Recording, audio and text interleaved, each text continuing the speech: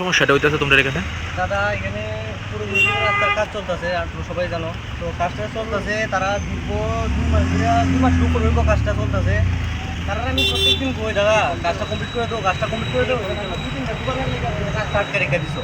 তারা প্রত্যেকদিন সকালে একবার বাদ দেওয়া যায় এরকমভাবে, আর এই বিকালবেলা বাদ খুলে দেয়। তারা এদিকে সকালে বাদ দেওয়ার ফলে এদিকেও জল উঠে, সব দিকে ক্ষয় জল উঠে। তো তারা এই অল্প কুতরুক জায়গার লেগে তারা কাজ করতে পারতো না। তারা আমার এক্সকিউজ দেয় ওই বৃষ্টির লেগে বলে এই কাজ করতে পারতেছে না। তারা আমার এখানে বাদ দিয়ে এদিকে কাজ করতে পারতেছে, তারা এই জায়গাতে কাজ করতে পারতেছে না। এটা কি এক্সকিউজ হইলো একটা? এটা মানে তোমার এটা কোন জায়গা? Near commercial CNG route, Officetila route, এই মধ্যে কর্নারটা। এই সমস্যাটা কয়দিন ধরে হইতেছে? এই সমস্যাটা দীর্ঘ 2 মাসের উপর চলতেছে। তারা জানানো হয়েছে? তারা প্রত্যেকদিন যারা নিতেছে, আমি রাস্তার ভিতরে পাইলি দাদা দাদা দাদা ডাক দিয়েছে, তারা জিজ্ঞাসা করে। এখন দোকানের পরিস্থিতিটা কিরকম আছে? দোকানের পরিস্থিতি খুব খারাপ অবস্থা চলতেছে, দেখতে পারতেছেন। দিকে আমি মালটাল সব বাইরে রাখতেছি, সকালবেলা টানো লাগতেছে।